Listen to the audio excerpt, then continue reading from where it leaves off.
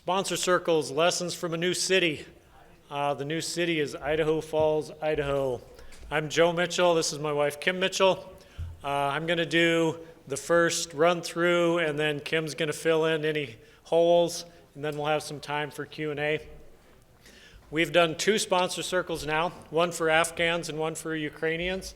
We also started a 501c3, and all 3 things have the same name, Idaho Falls Bridge Builders. So it's a little confusing, but Idaho Falls Bridge Builders refers to all of those things. If you are a philosophic minimalist, you will love my Google Slides. Here's how we're going to go through the process here. I'm going to start with the high point of our whole sponsoring process. I'm going to scroll back to the absolute low point. I'll give you a little bit of backstory on Idaho Falls, Idaho, a little bit of backstory on Kim and me. I'll tell you a little bit about the newcomers that have arrived in Idaho Falls, and then we'll do some Q&A. And if you don't have very many questions for us, I have a list of questions for you guys. So I'll start with this one, and that is, everyone should raise their hands once on these 3 questions. How many people live within 100 miles of Boise? Okay, of those remaining, how many live within 100 miles of Twin Falls? How many people don't fit in either of those 2 categories? Oh, this is great. That's exactly what I was hoping for. I will hit the high point.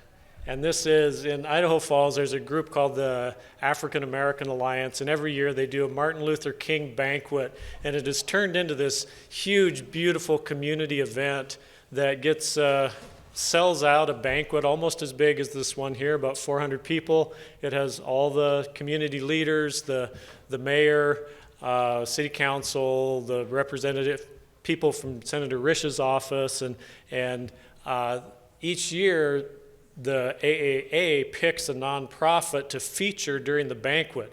And this year they picked ours, Bridge Builders. So we had the opportunity to tell our story to the community leaders all at the same time. And we thought the best way to do this would be to let the refugees tell the story in their own words rather than me talking.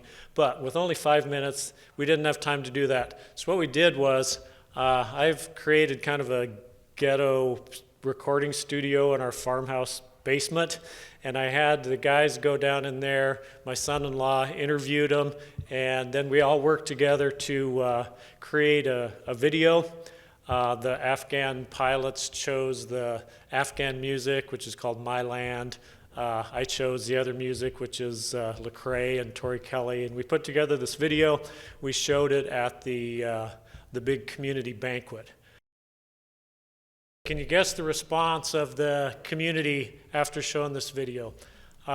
What it actually was a spontaneous standing ovation for these guys. They had never seen a standing ovation before, and they kind of looked around and started clapping, and then somebody said, no, they're clapping for you. It was really a beautiful thing. And for those of you that took video of this video on your phones, please don't post that anywhere that could be a security risk, like on social media or on a website. We don't want to identify these guys in a way that could cause trouble for their families back in Afghanistan. Now let's go to the low point of the process. This was right after we got approved to do a sponsor circle. So probably all of you guys know this, but the resettlement infrastructure has been, since the Refugee Act of 1980, such that refugees are only resettled within 100 miles of an agency. So the 2 agencies in Idaho are Boise and Twin Falls, which is why I asked you the question earlier. Idaho Falls is outside that range, and so we have not had any refugees there for more than 40 years now. So we wanted to start volunteering on this, but there was nothing we could do in our own city. So my wife Kim was paying pretty close attention when the State Department announced sponsor circles for Afghans October 21st, 2021. We put in an application almost immediately. We got approved, and then we're like, yikes, we better start really building up our support. And we thought, well, where do we start? We thought, well, let's try our home church, the church we've been going to for the last 30 years. So we emailed them and we said, we'd like you to support us really at any level you want to. You could just let us stand up and make an announcement on Sunday, or you could give us a little money, or you could do this as like, this is the church's refugee sponsorship program. And they emailed me back and said, we discussed it. Before you come in and make your pitch to the elder board, we want you to answer these 25 questions. So the 25 questions ranged from sensible to pure toxic. We had questions like, will this be a raghead goat herder that snuck onto the plane with illegal papers? Can you personally guarantee that they will not start a jihadist cell in Idaho Falls? And so these are my friends, like these guys that I'm going to go meet with. And to be honest, I was fired up. So I went in there not deferential at all. I went in to this elder board meeting, 15 guys in there, and I said, man, it seems like you guys have been listening to Tucker Carlson a lot more than you've been reading your Bibles. And that did not go over real well. Within 30 seconds, every single person in that room felt put down. They felt like I was trying to make myself the good Christian in the room. They felt talked down to, and it went downhill from there. And so we talked for 30 minutes. It was a fiasco, a disaster. When I went back home, I got an email from the chairman, and he said, we talked about it. We're not going to support you at all. You cannot even mention this in our church. And so reflecting back on this, I don't know that there is a way that I could possibly have handled this situation any worse than I did. So that was the low point. What that did do, though, was it took us from thinking of this as a small project to a community-wide project. And in the long run, it was actually a huge benefit for us. It worked out really, really well. Okay, backstory on Idaho Falls. Haven't had refugees in a long time.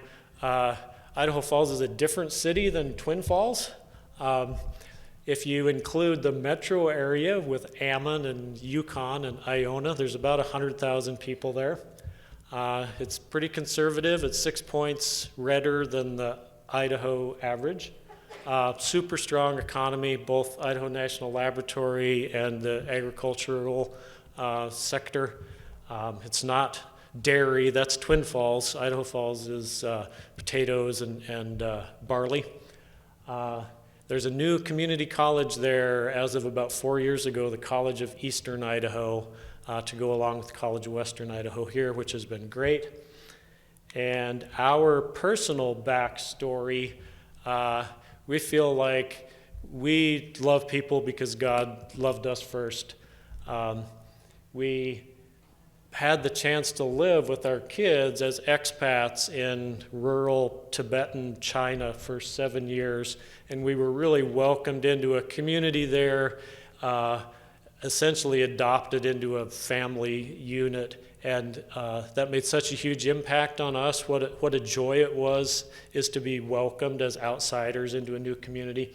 And then we also felt like, especially with the Afghans, that we have a moral obligation to our allies to stand by them. So I think if you're thinking about doing a welcome corps, there's never going to be just one reason why. There's going to be a list of reasons why. So with us, this is just the start of the list, but these are 3 of the important reasons. The process, sponsor circles, I think, were basically the beta test for Welcome Corps. We were even told that when we started with sponsor circles, is like, oh, if this works well, it'll become more permanent, and it'll become a kind of a revamp of or an addition, an enhancement to the resettlement world. And with the Afghan sponsor circle, we put in our application in around January 1st. We were told we'd hear something in, I think, 60 days. We heard nothing.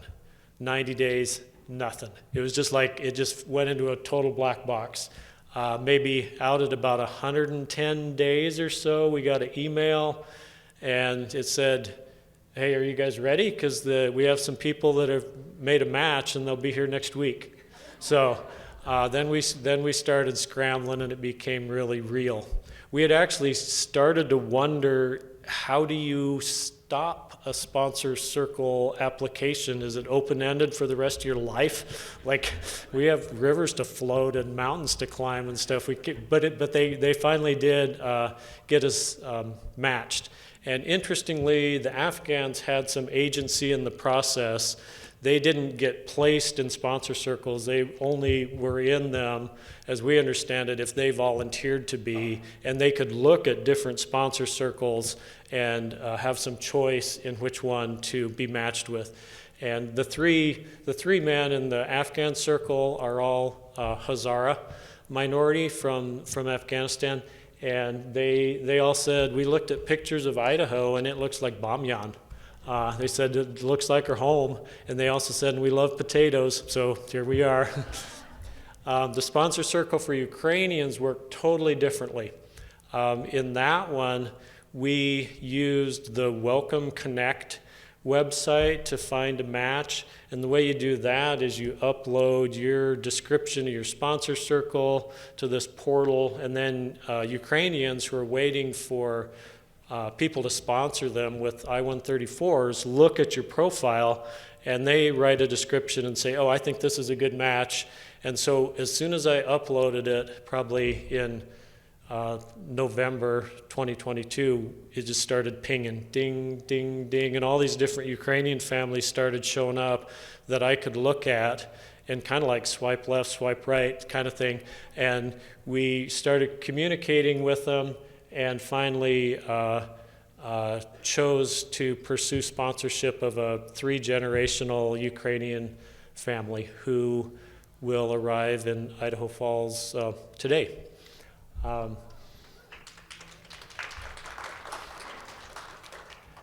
It's been really fun and such an educational process. Like the Afghan sponsor circle, the process was very opaque. But with the Ukrainians, it's been very transparent, because you move from the Welcome Connect portal to WhatsApp almost immediately. So I've been exchanging WhatsApp messages with this family for a couple of months, and it really let me get a window into what they're concerned about, because they would send me messages about rumors that were going around this transitional housing place in Germany where they were, and then there was a bunch of posts on a Reddit thread about travel authorizations for Ukrainians getting canceled as they were getting on the plane, and they would have to start over the whole process. And they're like, we're so scared about this that we're going to go to the airport and we're going to get our TAs canceled at the last minute. And they were sending me screenshots of these other people on Reddit that had happened to, and who knows how many of them really happened or whether they were legitimate, but it gave me a window into what their world was during the process of waiting to get authorization to come here. Welcome Corps, I was really glad this morning we talked quite a bit about Welcome Corps here, and I feel like the sponsor circles were a beta test for Welcome Corps. So pretty much everything that we've learned in the last year I think applies really well to Welcome Corps. Okay, here's what you do as a sponsor circle. A lot of this will look pretty familiar. You help find housing, the first job. Housing in Idaho Falls is just as tight as Boise, if not worse, but we have had a couple of very generous organizations and individuals donate transitional housing in an open-ended way. So this was like the easiest thing that we've done is find housing for free, rent-free. Find the first job, super easy. We had several job offers ready before the Afghan guys showed up. They got jobs as machine operators, $17 an hour, skilled jobs as soon as they were ready to go to work, which was like 3 weeks after arrival. First month's food, we connected with the Idaho Falls Muslim Association on this one because we don't have any experience on halal food. So they helped us, and they took the guys out and did the first big grocery shopping run and showed them where to buy halal food. And the place, if you don't know, it's the Chef Store. And for some odd supply chain reason, halal chicken was cheaper than secular chicken all summer.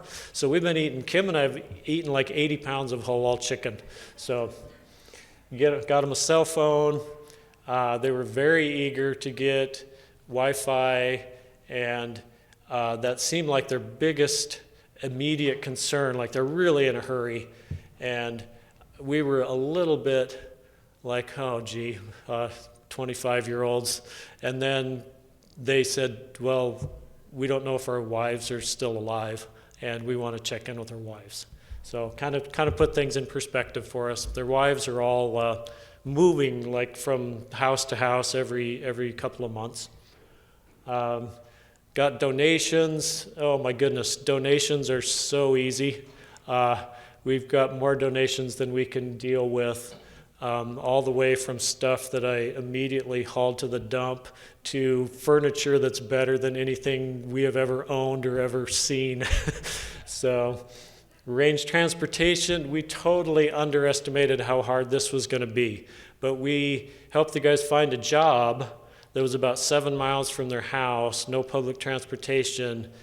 And then we realized, well, gee, we're kind of on the hook. And so we and a bunch of our friends took turns giving these guys rides. They were working 12-hour shifts, so it was really early. That was something that we really should have thought through better. Once they got the job, they opened a bank account. We had the medical checkup, the same kind of thing that you do here, only ours is in Aberdeen. Found a primary care doctor. With the 3 young men, they were all really motivated to retrain, so they all enrolled at the College of Eastern Idaho. So 2 of them are in nursing and 1's in electrical engineering. And the College of Eastern Idaho has been wonderful in this whole process. They have treated us and the pilots so well. They've had several meetings with all the college leadership, with the president, vice president, dean of students, and they'll just sit down and ask, how's it going? Is there anything we can do for you? The chairman of the CEI Foundation, the president said, hey, can you find some money for these guys for spring semester? And he's like, yeah, I can find some money. So they've helped him with scholarships. That's been a great relationship. That's been a huge help to all of us.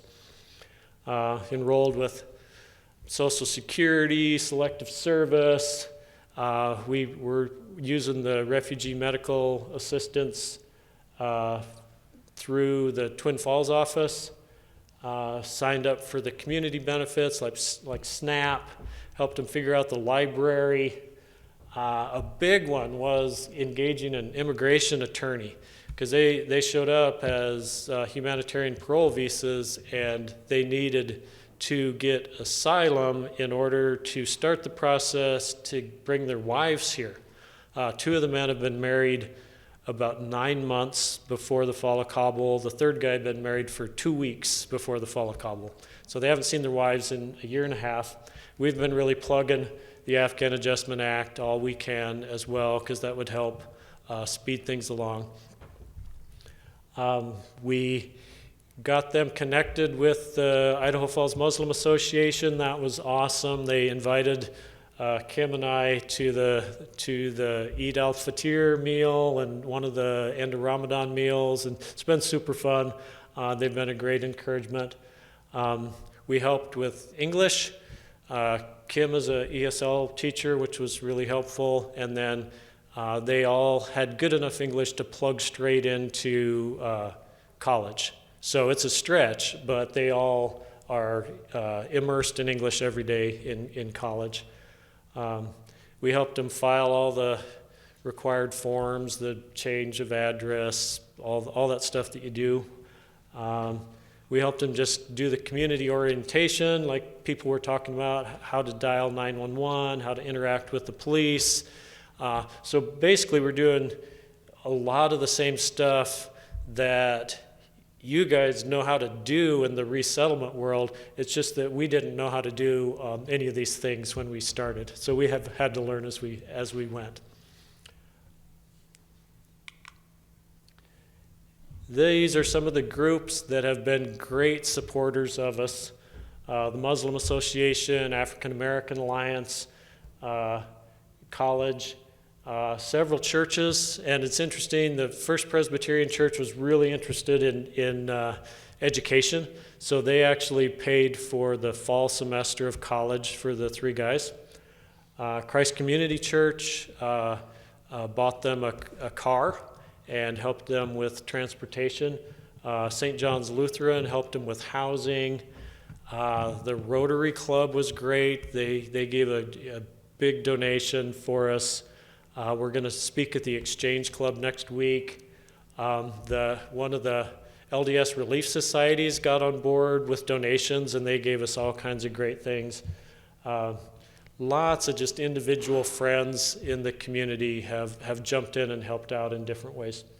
And this was a very pleasant surprise to us, but the congressional delegation, the mayor's office from Idaho Falls and Ammon have all been very supportive. They've been an encouragement and not an opposition. So I told you a little bit about the three pilots. Probably a lot of you have heard of the last flight of the Afghan Air Force when they flew all 59 planes out of Afghanistan when the government fell August 15th, and to Tajikistan and Uzbekistan. These guys flew 3 of those 59 planes, and one of the clear reasons was so that those aircraft wouldn't fall into the hands of the Taliban. Taliban basically doesn't have an air force because the Air Force flew it all out of the country. So when they landed, it was all without authorization, so they went to detainment camp for a couple of months. They all lost about 25 pounds. U.S. Air Force helped them spring out to United Arab Emirates, where they did the background checks. That took about 6 months before they could come to the U.S. The 3 guys, the Hazara minority group is super cool. Like, one of the reasons the Taliban dislikes them so much is they have a really high view of women and a really high view of women's education. And so the 3 men's wives are all college educated. And one of them has a great story. The marriages for all 3 of the guys were pretty much family arranged. But the young man and the young woman have some input into the process.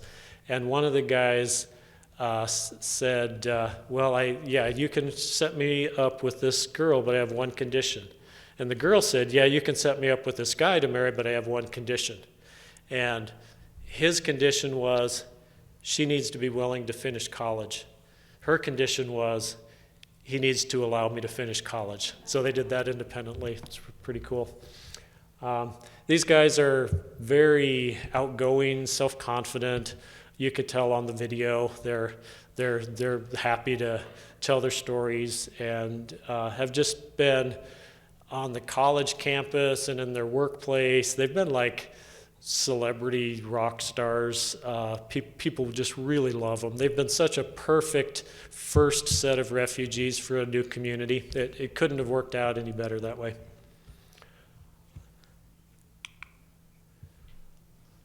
The Ukrainian family that we did all the messaging with, they're interesting because the husband's Russian, the wife's Ukrainian, and their biggest concern was that he would get deported from Germany back to Russia and be drafted into the Russian army. So we felt a little bit like if we sponsored this family versus a different family, it's kind of like we're taking one soldier out of the Russian army, which we thought was kind of cool. They've been just really responsive. If you give them a WhatsApp message, they respond immediately, and they ask us lots of questions. They've been just really engaged and told us their appreciation 100 times. We've so much enjoyed them, and we're really looking forward to meeting them in person.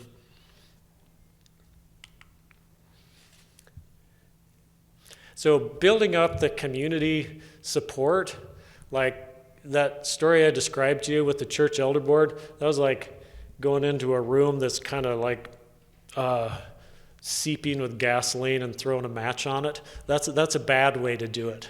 So if you walk into a room in Idaho, you don't want to start by criticizing Jesus or Muhammad or Joseph Smith or Tucker Carlson. So don't do that. The way you should do it, and the way it finally started working for us, was you get one group behind you or one person behind you. You let that person introduce you to the next person. That person introduces you to the next person. And that's what's happened with us that actually worked really well. So the Habitat for Humanity executive director introduced us to First Presbyterian Church. They introduced us to the next group, and so on. And we've just built it up like Legos.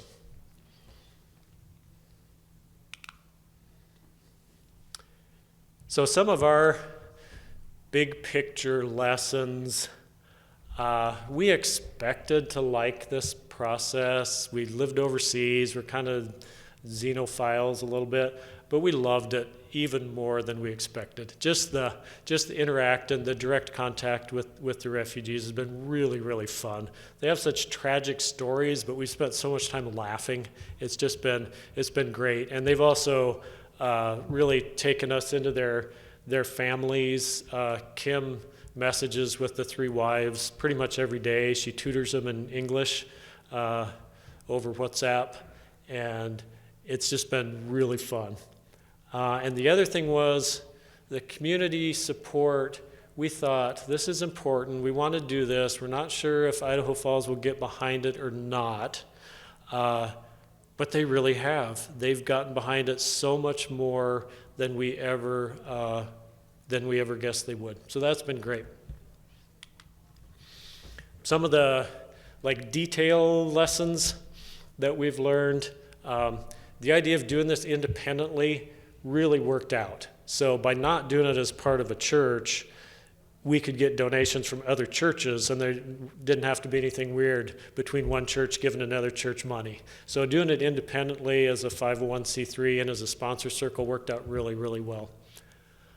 First time for everything, that means we'd never signed up for SNAP before. There's all these things we'd never done before.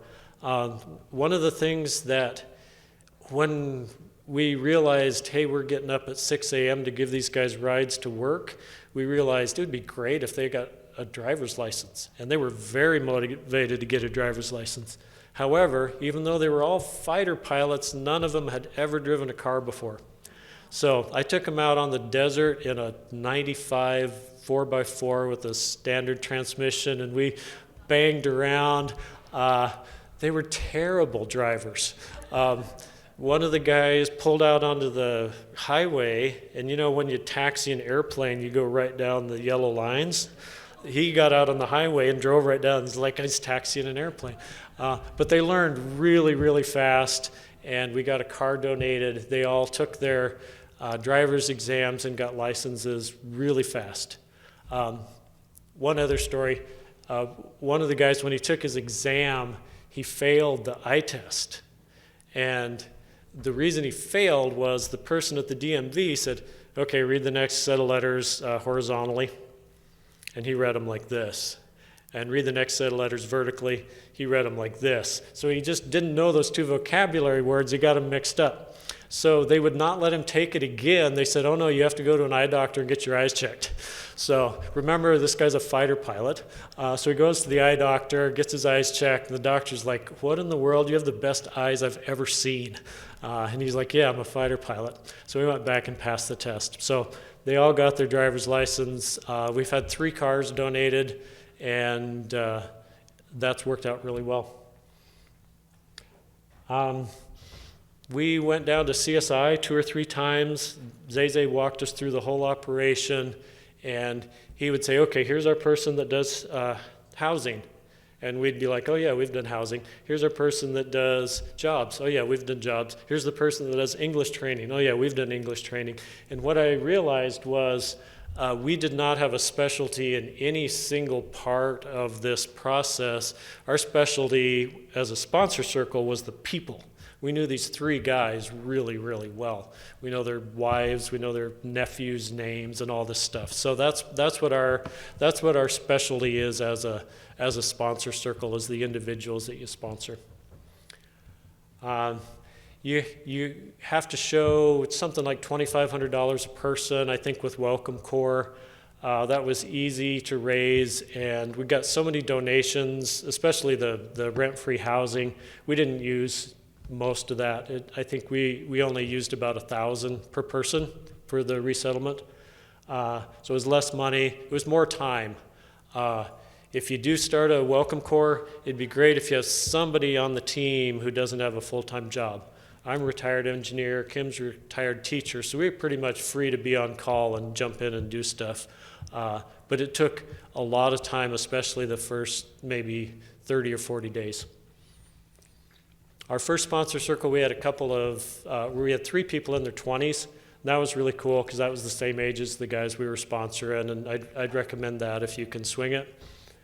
So there was a watershed moment in our sponsor circle, this was about 2 weeks into the process, and we were just going through the checklist, going to Social Security, going to sign up for SNAP, and the thing that I was working on was find an immigration attorney. So we went down and met with the guy in Idaho Falls, and he didn't really know anything about Afghans, and he started to tell us the price, and we're like, whoa. So I started just calling immigration attorneys and that had anything to do with Afghanistan. And I talked to a lady in Utah, and she said, yeah, I could do this, but you really ought to find somebody in your state. It'd be better when they do the asylum interview. And she said, are you working with the Idaho Office of Refugees? And I was like, the what? We literally did not know that the Idaho Office of Refugees existed until the immigration attorney had this conversation with me. And she said, yeah, every state has a state office of refugees. Sometimes it's part of the state government, sometimes it's a nonprofit that sits side by side, and that's how it is obviously with Janus. So I got in touch with Tara Wolfson, and then things really started to pick up speed after that. The CSI was the same way, connecting with Zay, and this is amazing to me. There's 1,200 people resettled in Idaho last year. 3 of those people were in Idaho Falls. The Idaho Office of Refugees and CSI never made us feel like, oh yeah, you're just a tiny little splinter of our big, massive operation. They made us feel like, oh, you guys are super important. We're going to do everything we can to help you. They were amazing. It's just a great, I don't know if all states have offices like this, but the Idaho resettlement community is an amazing community. So thank you to both of those groups.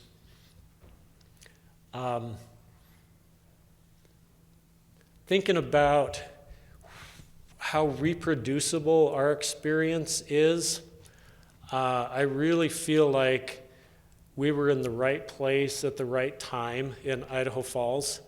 If you started a Welcome Corps group in Twin Falls, I think a lot of people are pretty familiar with refugees in Twin Falls, and they probably already had opportunities to donate time or money or both.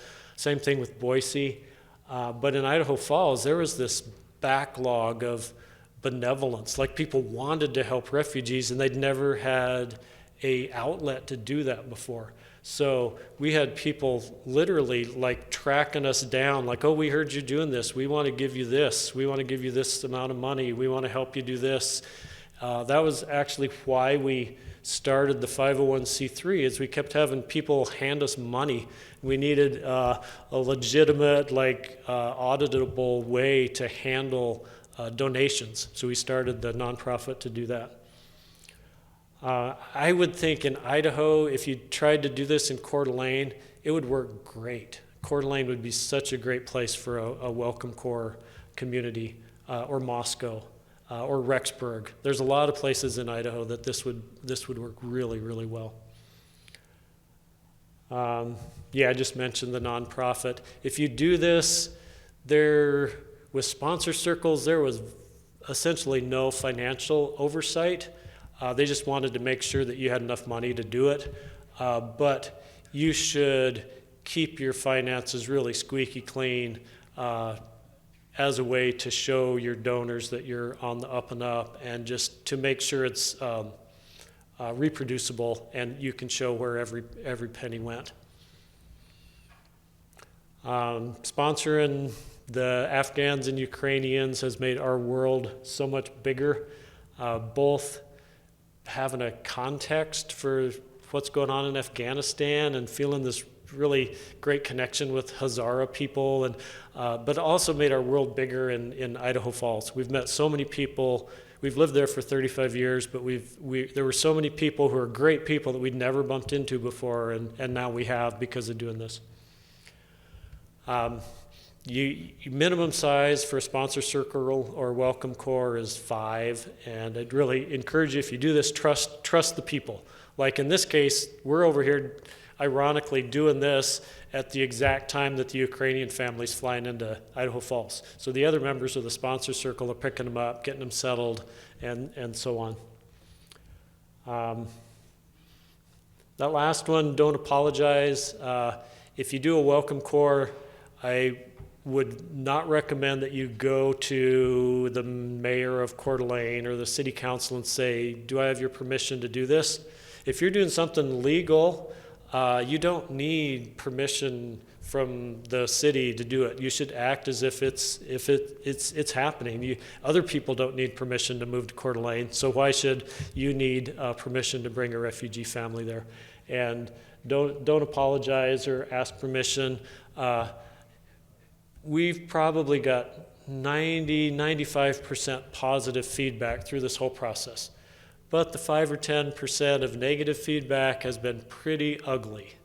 My advice is, if you hear somebody that's really just spewing toxic stuff about Muslims, just don't try to argue them out of that position. Just don't dissipate your energy on their problem. With the exception of, if it seems like somebody might actually get killed because of this, then engage and get law enforcement involved. But if it's just somebody spouting opinions, don't waste your time.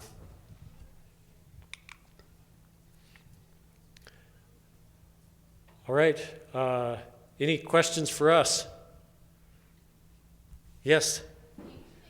So she asked if we were going to make any type of resource list for other groups.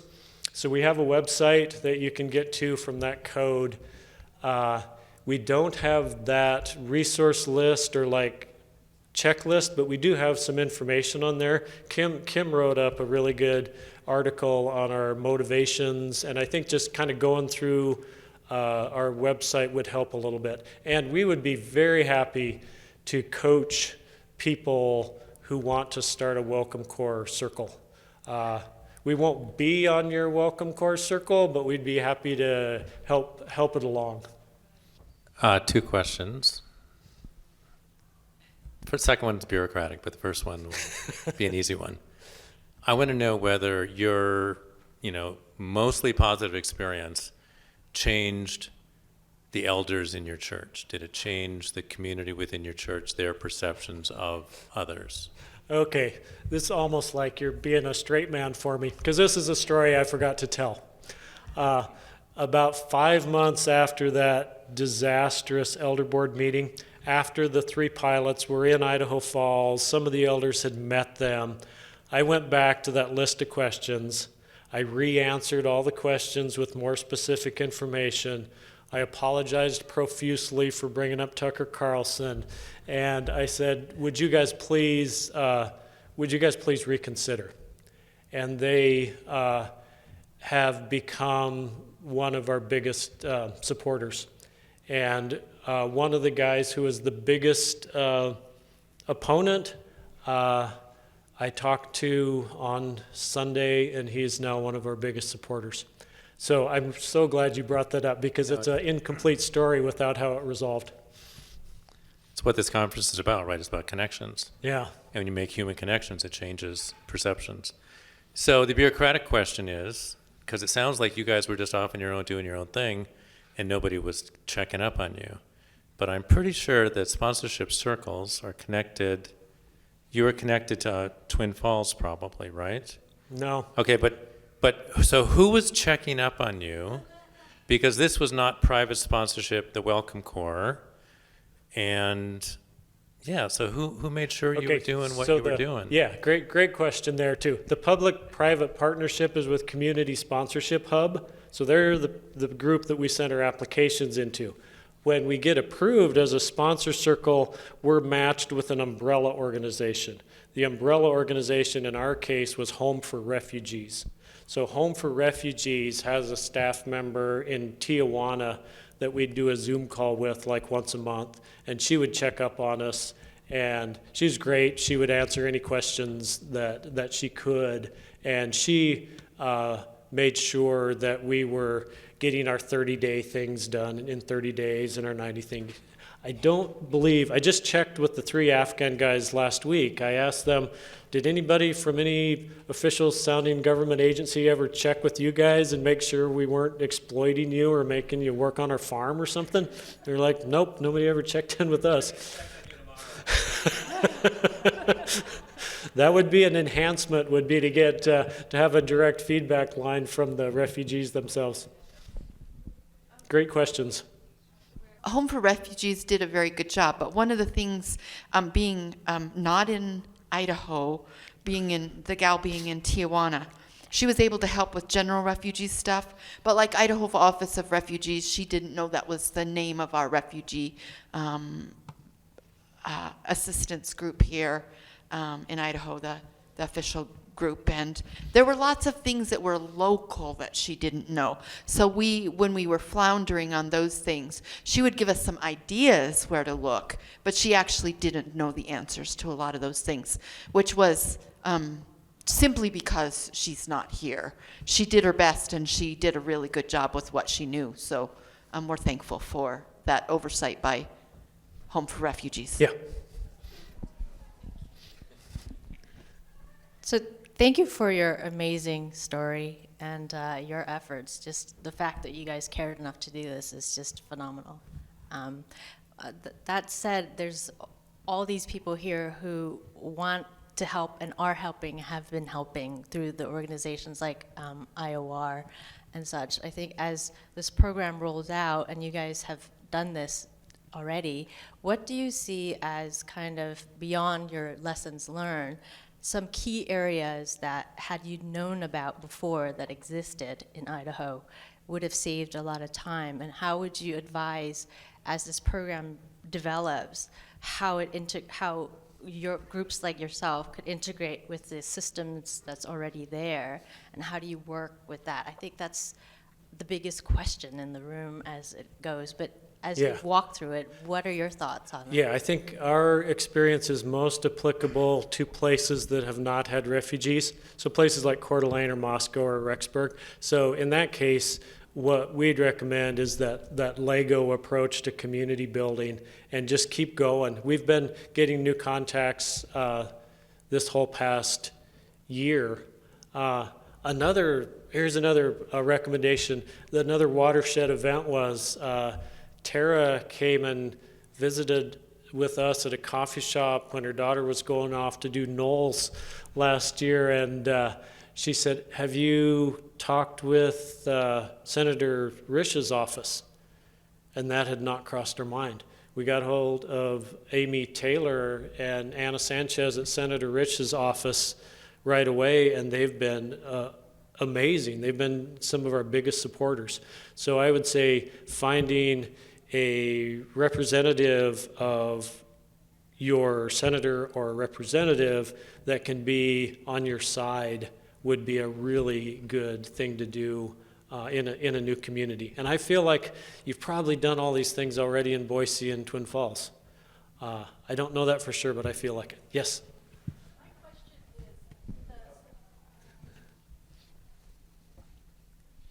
With the sponsor circle and the Welcome Corps, is Welcome Corps going to be in places that are the 100 miles outside of refugee agencies, or they're going to be in these places within the 100 miles?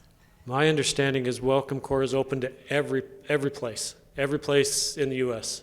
Okay. Both inside the traditional resettlement infrastructure and outside both.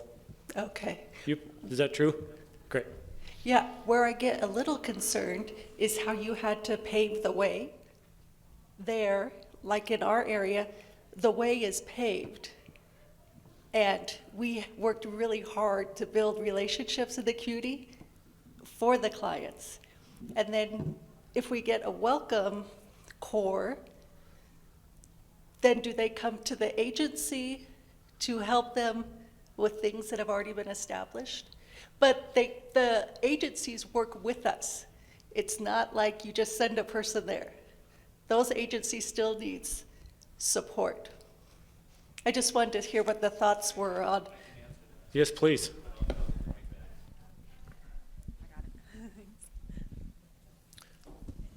I've actually had the same question. I don't have an answer, but I do have the same question. I think it's going to be half and half in the sense that, so what I wanted to hear earlier when I asked about kind of monitoring and who was checking up on you, and I heard like nobody, which is not really what was supposed to have happened.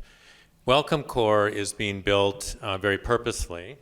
Of course, community sponsorship hubs were too, or circles. People are going to be trained ahead of time. So you guys just kind of invented it and you figured it all out. People are going to go through training and they're going to be certified. But that's not going to build the connections, right? We're talking about two different things here. One is they're going to have a little bit better idea about what it is that's in front of them, and then they're going to be qualified, so to speak. But then there's going to be support from these. We've got, I think it's 3 different agencies that we funded who are going to be supporting these sponsors. But the sponsors are still going to have to do all that list, and they're still going to have to build those connections. But then the agencies who've already made connections with make this transition smooth. Right, so it'll be, so in some ways it'll be easier in a place that has already seen refugees. So if somebody comes to Boise, hopefully a lot of those connections are already made.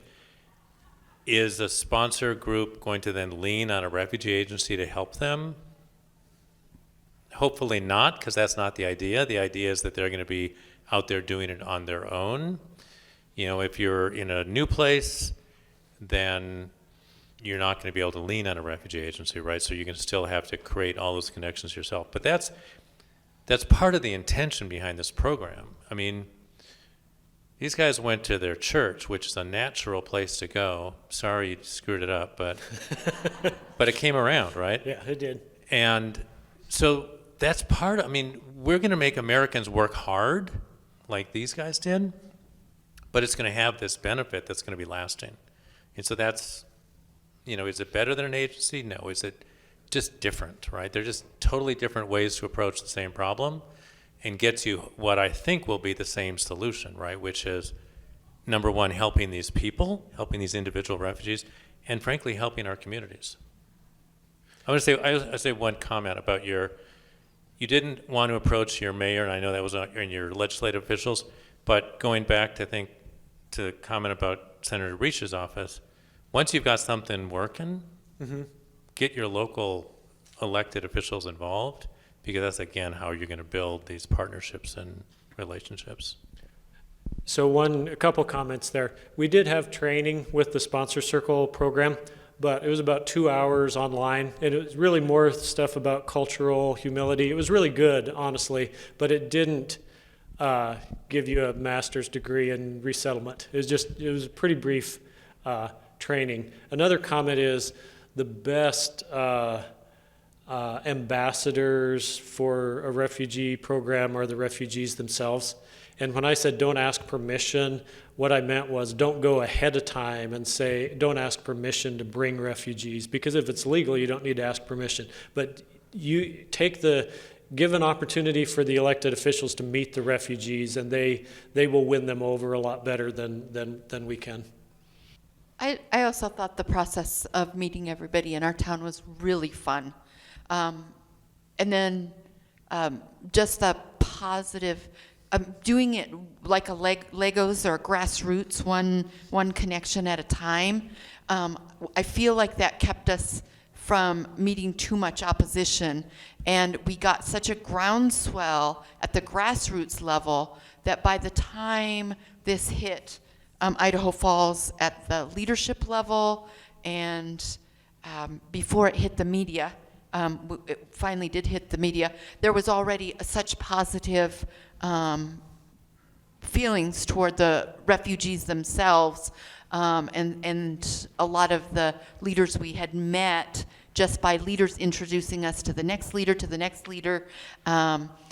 that already established just a nice, warm welcome, and the leaders understood that Idaho Falls wanted refugees at that point, and so it was nice not to go to the city council first, simply because we don't know that we would have, but we might have experienced opposition. So by letting it go naturally, it really worked well in our case. Thank you. I'm Emily. I am the volunteer coordinator at the IRC, and I have so many thoughts going through my head, so I'm trying to coordinate them. But one thing that keeps popping to my mind is the experience that these three gentlemen have. It's like they won the refugee lottery with you. When I think about free housing, free car, job placement, and a loving community, I think you're right where you say a backlog of benevolence. I'm familiar with Eastern Idaho and Idaho Falls, and I think you hit the nail on the head when you said it's a strong economy. There's a lot of people with a lot of money and a lot of goodwill in that area, and they were there to support 3 people. And so I'm just wondering, how do you scale that? And then I keep thinking about the equity among resettlement experience, where as we try to create this throughout our entire state, I love what you said about Coeur d'Alene and all these other beautiful areas of our state that we would love to open up to be welcoming homes for refugees. How do we ensure that there's some level of equity among the experience of a resettled person, that it's not like, well, you got the millionaire experience and you got the one notch from being unhoused experience, because it's tricky here. I'm seeing the pool of volunteers I have to work with, and we're trying to keep people from being unhoused. And I'm like, they got a car and free housing? How do we sustain that? So I know that you don't maybe have the answer, but I just feel like what you created is what all of us wish we could offer to every refugee that sets foot in our community.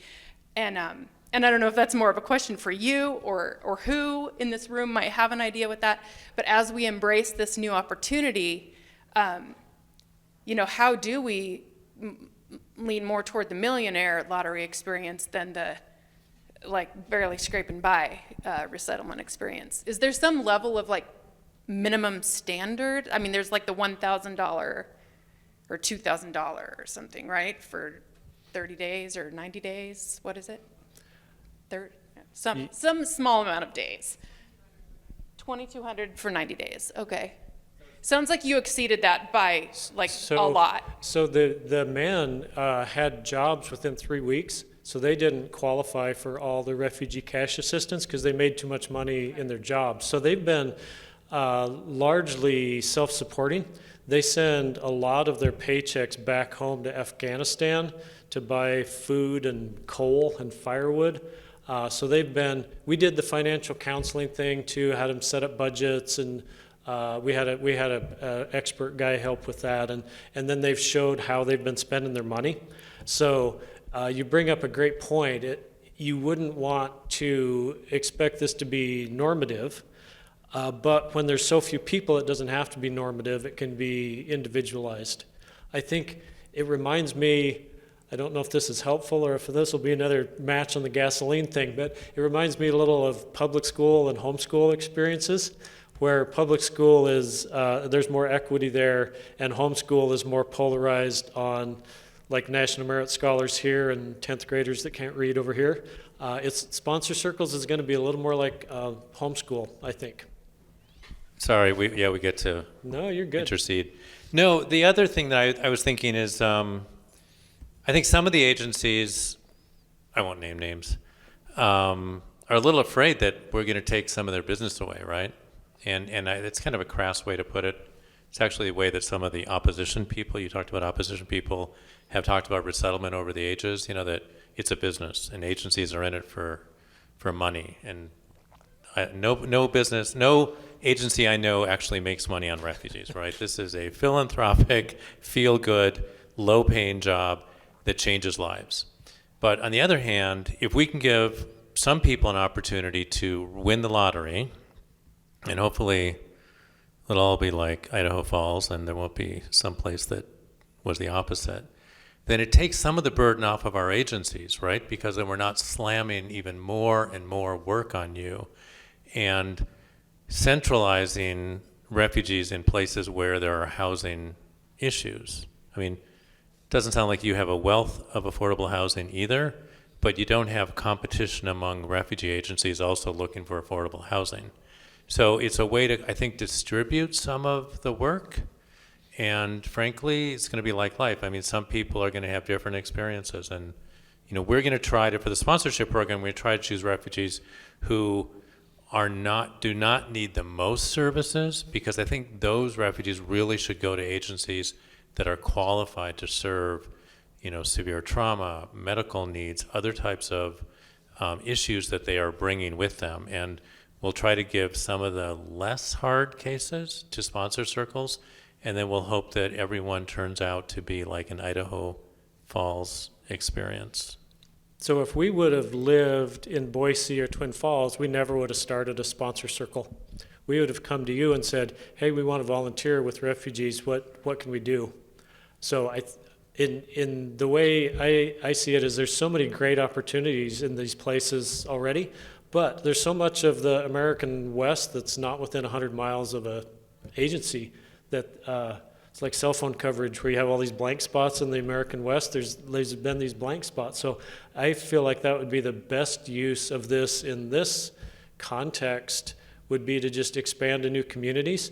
And I can't remember, one person this morning said, you kind of have people who know about refugees and then you have people who know nothing about refugees. In Idaho Falls, it was a lot of people who knew nothing.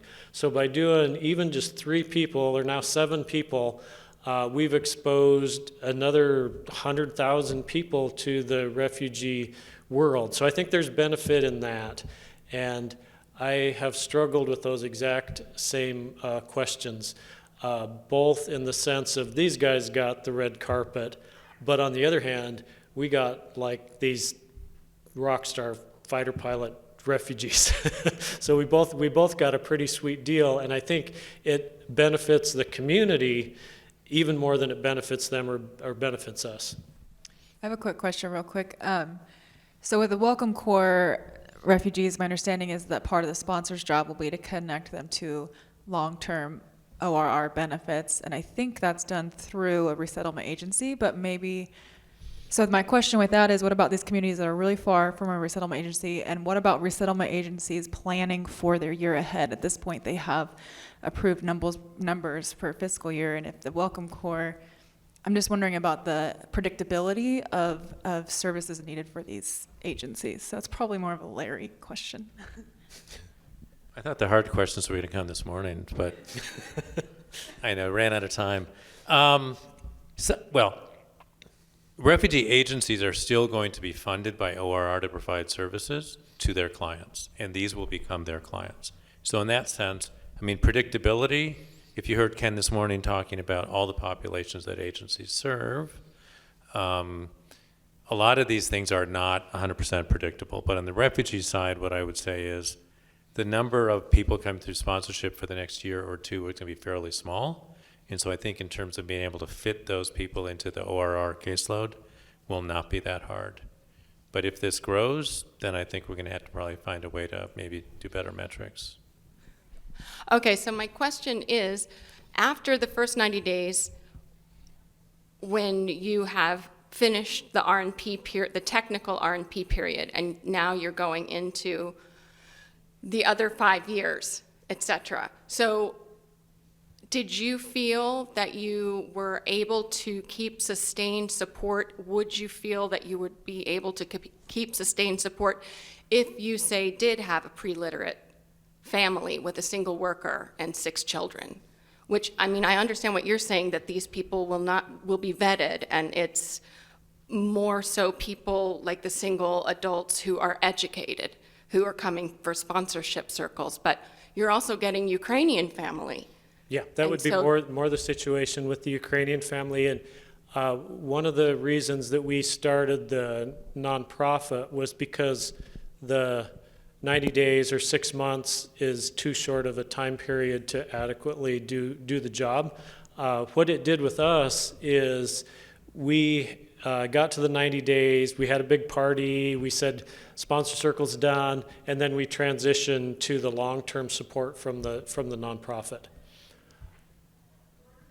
But we would be willing to do that basically as long as necessary. Like we're committed to helping these families become independent. So we'll continue helping until they get that. I think we had a question back. Oh, good. One here. Okay. Thank you for just coming forward in this way. It's just incredible. And I'm from Rexburg originally, so cool. So I know about the opportunity there. But I will say I am from a storytelling nonprofit to try to increase the number of welcomers and understanding and empathy, and know how to take action on that. And so I have an interest in building capacity that Larry talked about. And so I'm wondering how we can use stories of sponsors, how Welcome Corps is going to build for public service announcements, or how are you advertising this in a way that can encourage people to step forward in this way? So that, because our agency is having a hard time like knowing how to promote this, so that we can increase the number of people, and not everybody is going to be a retired couple that can give full time, and so figuring out how good-willed people can actually do this service logistically. So every time I have a speaking opportunity, I always say, is anybody here interested in forming a sponsor circle? Because we'll help you do that. So far, I've not had a single person come forward and say, yeah, I want to do a sponsor circle. I've had lots of people say, no, I want to help you do a sponsor circle. But there has not been like this overwhelming people running to be first in line to do sponsor circles. I think that we were the first one in Idaho with the Afghans, and then I think we were the second one in Idaho with the Ukrainians, and as far as I know, there's not any other ones in Idaho so far. So I was wondering, when you're explaining all these things, it just recollects to me that if we look at the grand scheme of things, most refugee families are congregated in the city, which creates a handout scheme of things, and trying to be self-sufficient sometimes in rural Idaho farmland, it's a little difficult. So it makes me think of the process that was done in Australia, where they do take most of the refugees that were in the farm, and they would offer an incentive in the city, and they would offer an incentive to live in the farm areas. And then they would farm, and they would be self-sufficient. They would have product that they would patent, and they would sell things, and that was their piece of land, like piece of heaven. And I was wondering if you look at it, if that's a possibility, because there's so much housing in the cities, and there's all this space, and I'm sure a lot of farmers would love such a program. Do you foresee this? I mean, when I run a nonprofit that's a grassroots nonprofit, Culture for Change, and I talk to some of these families, and some of them come from a farming background. They would love to farm. They would love to live in those areas, but most of the services are in the city. I'm wondering, I'm thinking of Canaan right now, but I'm wondering, is there a way that Idaho could form something of a semblance to that? So this is just totally my opinion, but I think there would need to be a large enough city to offer a lot of the services. So I think sponsor circles would work well in a place the size of Moscow or Rexburg or Lewiston. I don't think it would work very well in Cary or Tensed. It just seems like there'd need to be a critical mass, a big enough place to have access to the services you'd need. But that's just my personal opinion that I feel compelled to give you because I'm standing behind a lectern. Okay, we're at time, so is there any closing remarks you'd like to give? Thank you for inviting us to do this. I really enjoyed it. It was such great people here, and thank you guys very much.